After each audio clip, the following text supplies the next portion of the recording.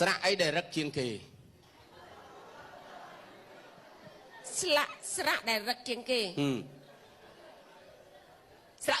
នៅលើបងថាស្រៈអូយប្រាប់ស្រៈអីដែលចាស់ជាងគេស្រៈស្រៈស្រៈអ៊ំបើគេហៅអ៊ំហើយមិនចាស់អូយក៏បោះព្រីយ៉ងក៏ខុសដែរបោះឲ្យត្រូវមកអត់ទេស្រៈអីដែលគេមិនដែលប្រើ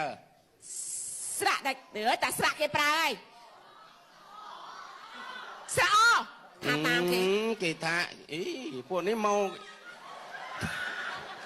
អង្គុយជួយយាយៗមកហើយអរគុណច្រើនកូនកូនចាអរគុណណាស់លោកអើយឲ្យតែបានឈ្នះស្រៈអីដែលក្តៅជាងគេស្រៈអៅស្រៈអៅស្រៈដាក់បាយទៅវត្ត